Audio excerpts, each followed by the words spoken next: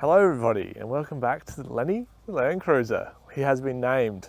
He is dirty and has been named. So we have been travelling around Tasmania for the last 3 weeks and we thought we'd give you a rundown on the Landcruiser. We have had it for close to 5 months now, isn't it, coming up? Start of January we got him and yeah, we've done a little bit of work to him, not too much, but we're here to show you around on what's going on and what we've been doing.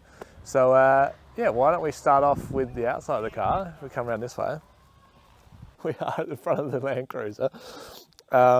And what have we done at the front and what have we done since we bought the car?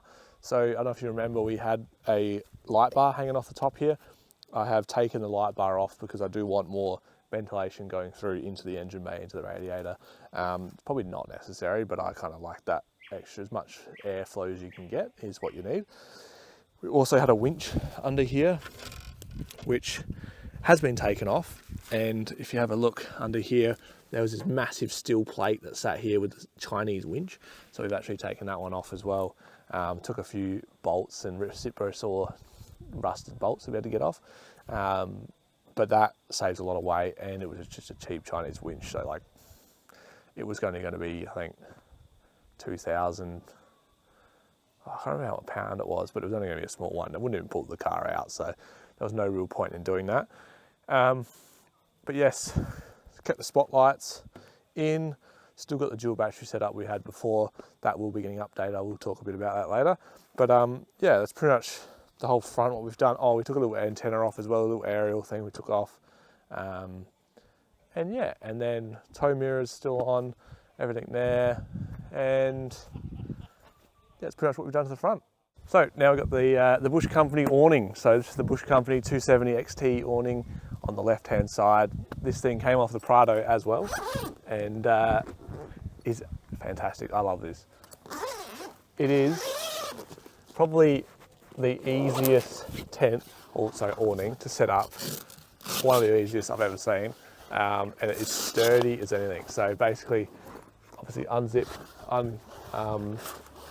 what do you call it? Unvelcro them two things, and then what you're gonna do, pull this foil out, follow it around, hits the cameraman, keep going around, and you just have this little strap here, if you can see, and I just strap it to the rooftop tent bolts here, or that one there maybe, and then that just connects on, and then all I do is tighten this bit, and we've got our awning set up. That is completely done, and yeah, have all this coverage and protection here now as well, even on the back of the car, and is sturdy as anything. I reckon I could nearly hang off this if I wanted to. I'm not gonna, but I've seen people walk on them before, so if that counts. So we're at the back of Lenny, and this is the dirty end of the car, clearly. We haven't cleaned it. So yeah, let's take a look inside and show you what we've done. It is packed full, so it's pretty hectic, but we'll give you a quick rundown on what everything is. So we only had the drawers in last time, they were only there before, and this is, I feel like we've done a pretty good job of this actually. Like, it does look quite nice in terms of where we've got everything laid out. But for starters, we've got the MSA fridge slide that came with the car. Didn't have it in, but it obviously comes out and drops down the fridge, because we are quite high with this heavy duty springs here. Like, obviously you can see where I am up to, I'm up to here. And if I wanted to get in here, that's pretty hard. Imagine for Elise, you know, small little girl in there, so. Yeah, like up to here, so you know, not gonna happen. So anyway, the fridge slide comes out. Basically, you unlatch it, come out like this, and then when you get to the point, you drop that down, and it does do a bit of a drop down, but that's exactly how it goes, and now it's easy access, so it does draw back a bit. But this is the Engel 40 litre fridge. We've had this, or I've had this for probably 5 or 6 years now, I reckon. And yeah, it's a great fridge, a combi fridge. So the 40 litre fridge freezer combi, so you can actually move around where the fridge is, where the freezer is, or change it around. So you can currently see it's not the cleanest looking thing, but got the fridge in here, in this little small compartment, can pull these out and do it, and then freezer in the back, which is a little bit frozen at the moment. There you go. It's getting a bit icy. I need to do some little seal repairs because this isn't sealing properly, I don't think. But fantastic fridge, draws low amps and makes hardly any noise, and it hasn't had any problems so far. So that's that.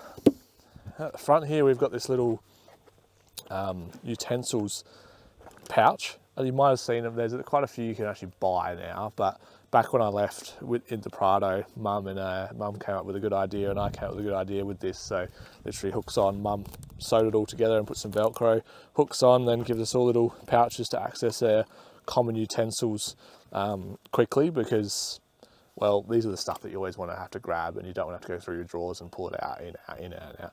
So it's utilizing some space there, and I've just got my head torch there as well. So yeah, that's cool. And that just goes back up as well. And we'll just shove that back up like that and back in. So it is pretty tight. A lot of stuff around the sides here.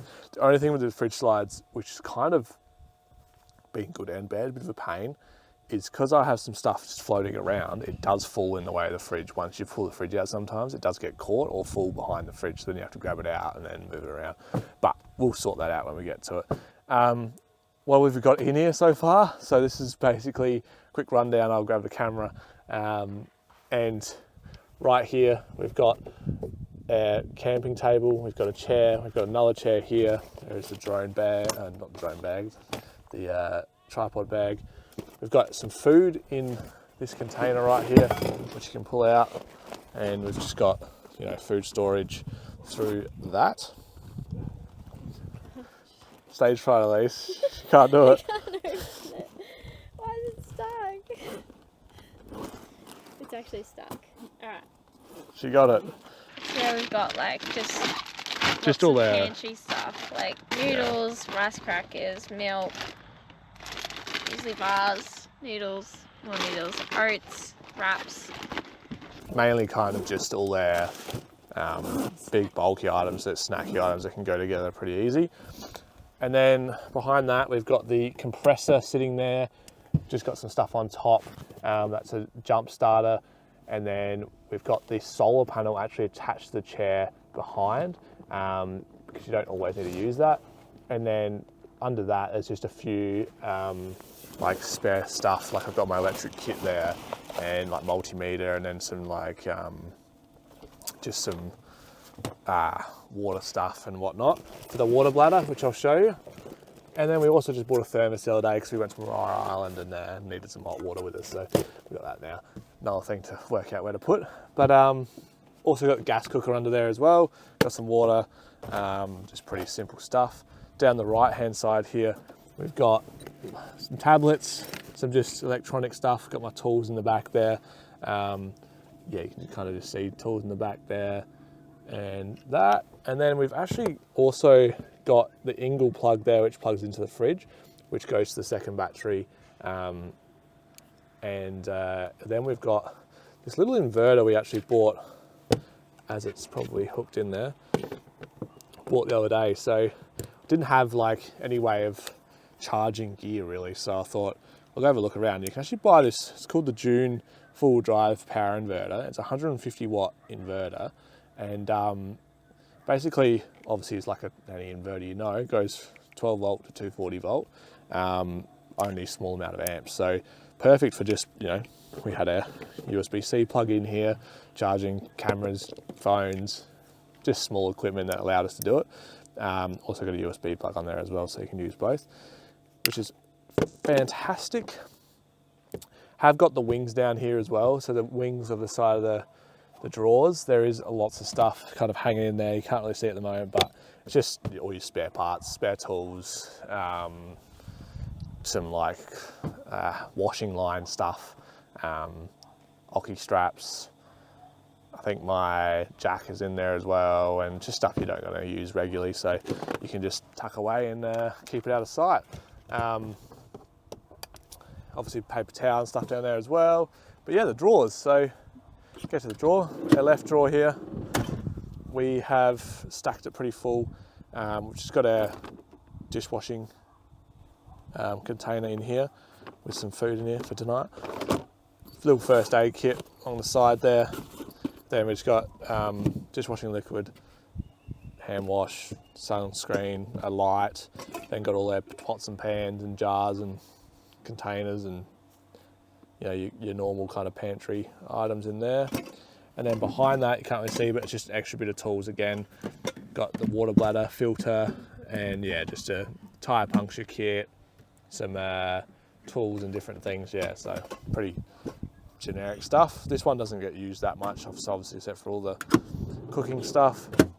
This is the main one over here on the right hand side.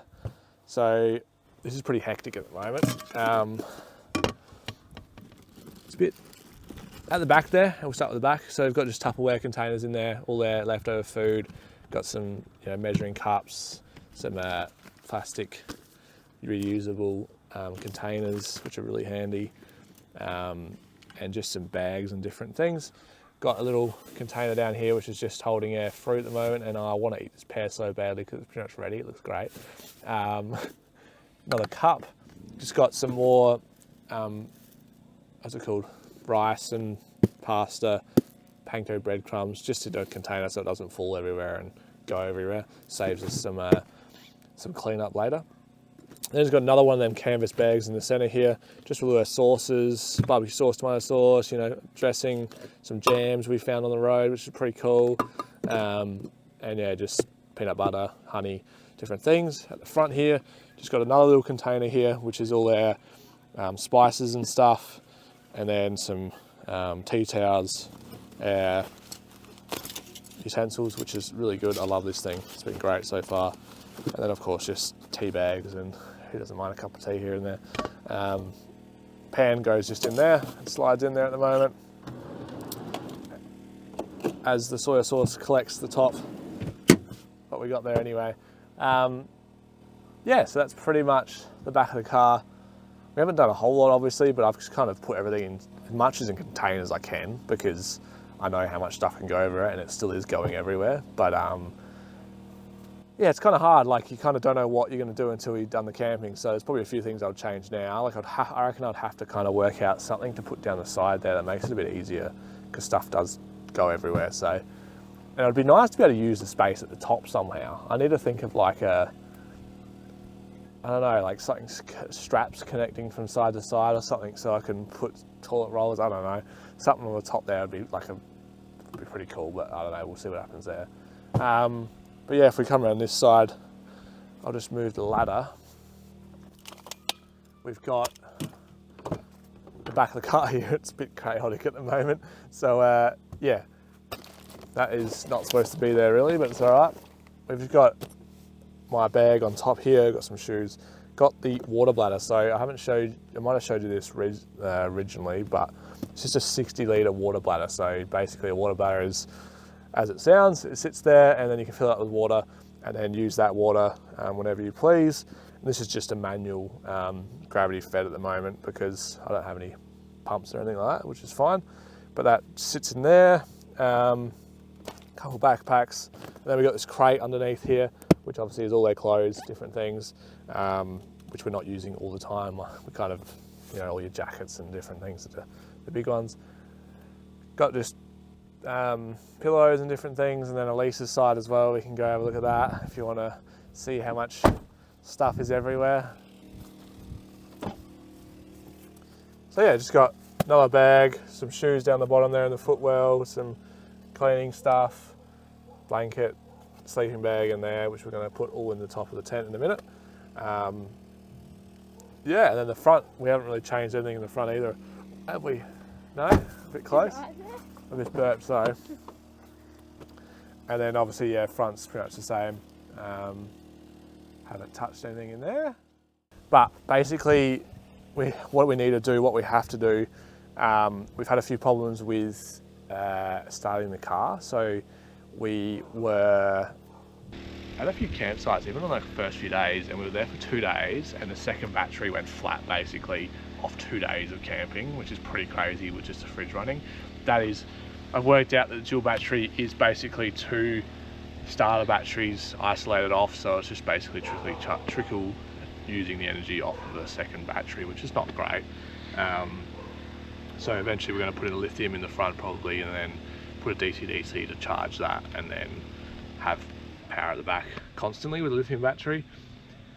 We have the starter not starting properly, the starter battery, because I think we left our headlights on one time, and it also had some lights on in the car, and we were like, surely that'll be all right. And it was not overnight or anything, and then we couldn't start the car the next day. So we'll be testing to see if that battery is actually all right. We haven't had any problems for a week or so now, but we do have that jump starter pack, and that's saved us a couple times already. So definitely worth getting. And then we just got to go to the mechanic, and we got our front CVs boots that are a bit worn out, so we do need to go through the CVs there as well.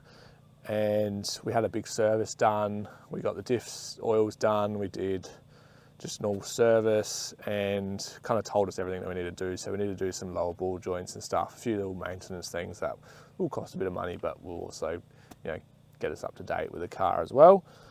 Apart from that, it's been pretty good, and yeah. So we've just finished the walk around of the car and how it sits at the moment. We are going to take you now on to the rooftop tent and show you around the rooftop tent what we've done to it, what we kind of like and don't like about it, and give you a detailed review of how we set it up. So yeah, let's go to that now and do that. So basically just got 4 different rails, 4 different connectors, sorry, that we need to set up. And then we just get up here and flick it up just like that, make it easy. Then we need to grab the ladder. We'll do that. This just goes straight up here, hooks onto there, and then climb up, and I can take this, and we just fold this whole platform thing out, and then we need to unpin that, and it just locked back in. There we go. We just lift this thing up, just like that, lock that one in. There we go. And then unzip this baby, fold it out, and we just got to latch 2 latches in here, like that, and like that, and then pull that zip down, and we've got our tent set up. So basically now we've got the mattress in here. We have upgraded this mattress. It sits on like a wooden board under here, and then this anti-condensation mat I've put in from June, and then it sits on top of that, and that just folds out. So we can't really keep anything in the tent, unfortunately, because of how thick this mattress is. But apart from that, we still put a mattress topper on top, and then we put sheets and a sleeping bag, as we'll show you. But it's been a fantastic tent so far. So we'll set that up fully, and then we'll show you what it looks like as well. Okay, so when Isaac is cooking, I have the job of setting up the tent every night for sleeping. So I guess this is my process. So I kind of keep a sheet up there. Normally I do keep the fitted sheet up there as well, just sitting while the tent's actually fully closed. Like while we're driving around, I keep those 2 up there.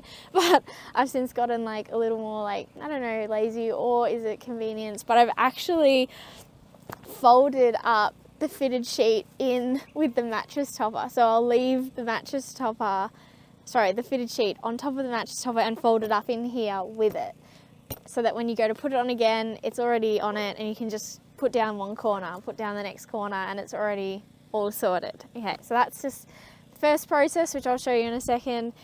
Then we have the pillows.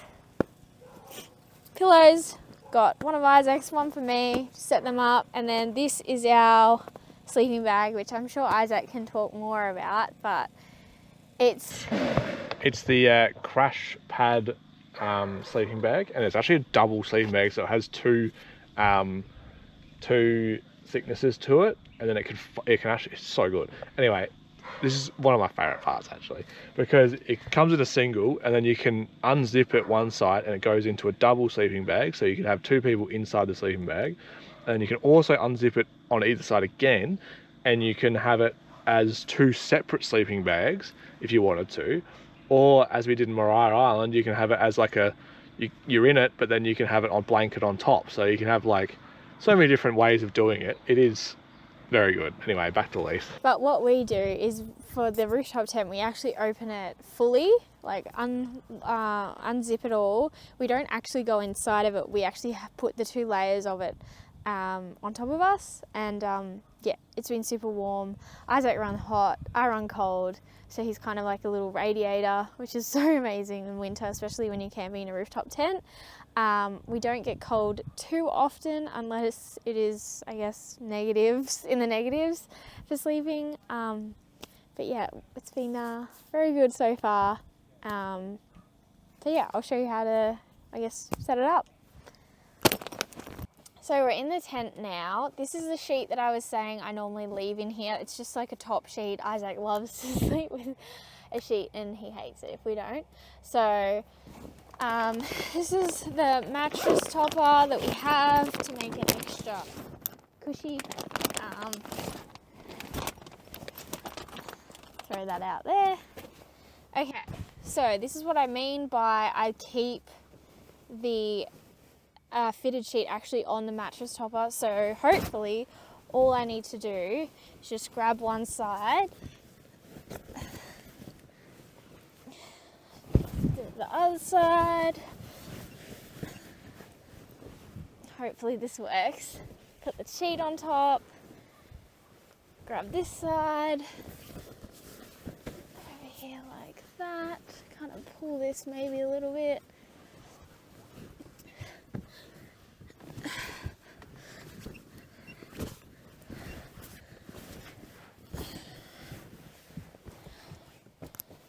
Okay, so it's looking a bit funky at the moment, but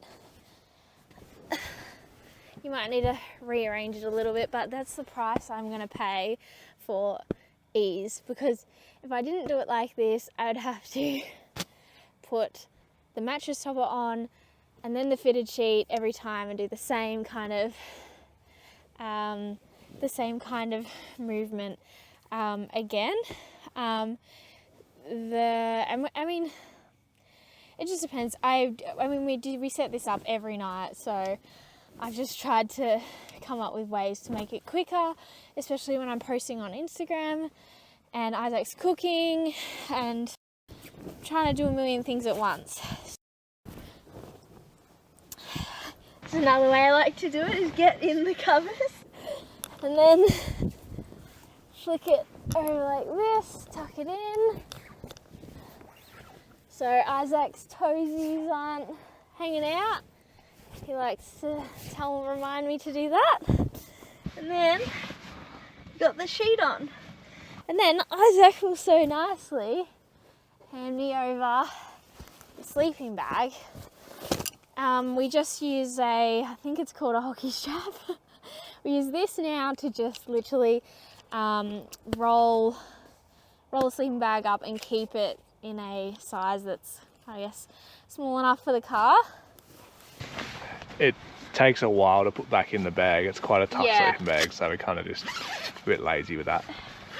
Yeah, so these are all like things we've done to kind of make things quicker for us. Because when we get to a campsite, we normally don't have this much time. We just want to eat dinner and pretty much get into bed because it can get quite cold. But yeah, that's pretty much it. I just undid the end of the sleeping bag, rolled it up. You'll see that this is the opening that Isaac was talking about. You can actually get inside there if you wanted an extra underlayer. So you can actually get in there, but we actually use it an extra layer and this part is really warm. So it's got 2 layers still in it, doesn't it? So Yeah. And then the final step, Isaac, if you would.